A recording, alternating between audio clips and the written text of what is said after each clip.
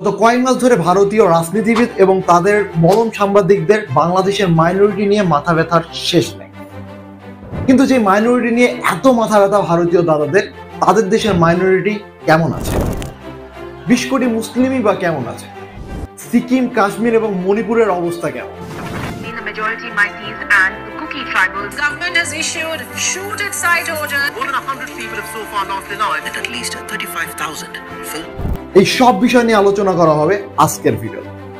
তবে হ্যাঁ, তাদের মলম সাংবাদিকদের মতো আমরা কোনো প্রোপাগান্ডা ছড়াবো, প্রতিটি নিউজ দেওয়া হবে ফ্যাক্টের সাথে। সো শুরু করা যাক। কানে কানে আঙ্গুলের চিপাই চাপাই সারা শরীরে খাউজানি, সুলকানি, বেচি পাস্তা, গোটাকাটি ঘা পাস্তায় ভরে গেছে। একটি পাগলা মলম আপনি ব্যবহার করেন, প্রতিটি মলম 20 টাকা 20 টাকা। 2017 সালের DW এর প্রকাশিত এই রিপোর্ট লক্ষ্য করুন। এক এনজিও জনমত সমীক্ষায় দেখা গেছে 97% গণপিটুনি এবং হত্যাকাণ্ডের ঘটনা ঘটেছে মোদি ক্ষমতায় আসার পর। গোটা ভারতে কয়েক সপ্তাহে ঘটনার দিকে তাকালেই ছবিটা দিনের আলোর মতো ফুটে ওঠে। গত মাসে হরিয়ানার বল্লভগড়ের কাছে ট্রেনে জুনায়েদ খান নামে 15 বছরের এক কিশোরকে হত্যা করা হয়। একদল দুষ্কৃতী গোমাংস খাওয়া এবং গো হত্যা নিয়ে তর্কের জেরে জুনায়েদকে ছুরি দিয়ে কুপিয়ে হত্যা করে। গত 29 জুন ঝাড়খণ্ডের রাঁচির কাছে আলিমুদ্দিন আনসারি নামে একজন গরু ব্যবসায়ী গণপিটুনিতে প্রাণ হারান। ওই একই মাসে এক ডেয়ারি মালিকের উপর শখানেক লোক চড়া হয়, মারধর করে এবং ঘরে আগুন লাগিয়ে দেয়। কারণ হলো তার ঘরের কাছে পড়েছিল একটি মরা গরু। পশ্চিমবঙ্গের উত্তর দিনাজপুরে গত 24 জুন 3 জন নির্মাণ শ্রমিককে পিটিয়ে খুন করা হয়। অভিযোগ তারা নাকি গরু চুরি করে পাচার করেছিল। একই ধরনের ঘটনা ঘটে রাজস্থানের আলোয়ারে। 2017 সালের প্রথম 6 মাসে গো রক্ষকদের হাতে প্রাণ হারায় 22 জনের।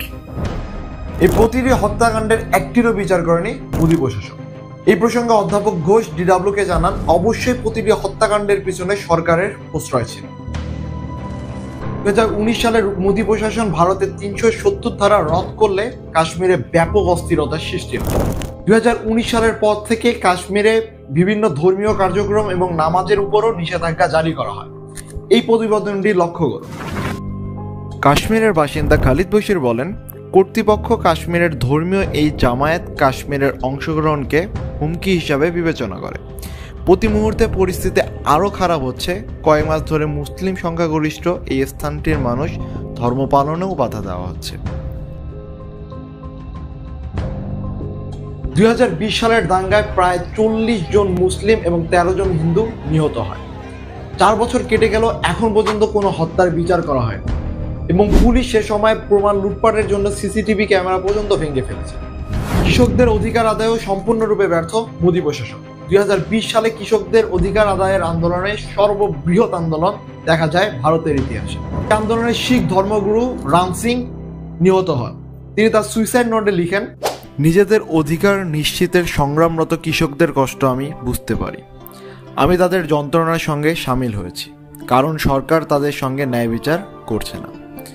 কৃষক আন্দোলনের প্রতি সংহতি জানিয়ে কয়েকজন সরকারের দেওয়া পদক ফিরিয়ে দিয়েছেন। এই অবস্থায় আমি নিজের জীবন বিসর্জনের সিদ্ধান্ত নিয়েছি।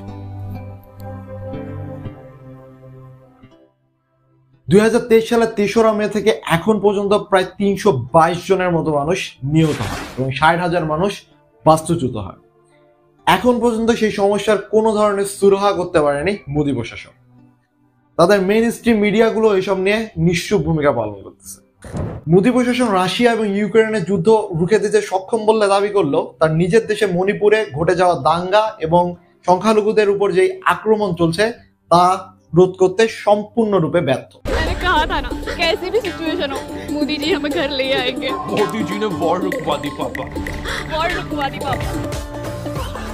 क्यों मणिपुर में महिलाओं को नंगा घुमाया जाता है?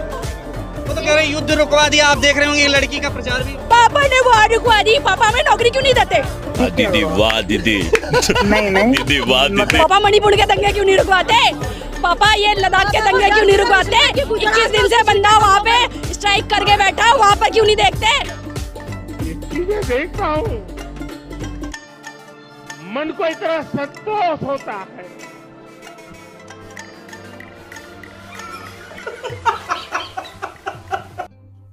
এই ভিডিওতে কয়েকটি গুরুত্বপূর্ণ তথ্য তুলে ধরার চেষ্টা করেছি, কিন্তু ভারতের মেইন স্ট্রিম মিডিয়াগুলো এইসব নিয়ে ভিডিও না বানিয়ে, এইসব নিয়ে ব্যস্ত না থেকে বাংলাদেশ নিয়ে প্রোপাগান্ডা ছড়াতে ব্যস্ত, বাংলাদেশ নিয়ে জোকারি করতে ব্যস্ত, যার কারণে ভারতীয় মেইন স্ট্রিম মিডিয়াগুলো তাদের আস্থা হারাচ্ছে, প্লাস বাংলাদেশ এবং ভারতের মানুষের মধ্যে একটা রাজনৈতিক দ্বন্দ্ব সৃষ্টি করতেছে এবং সম্পর্কের ফাটল তৈরি করার জন্য দায়ী।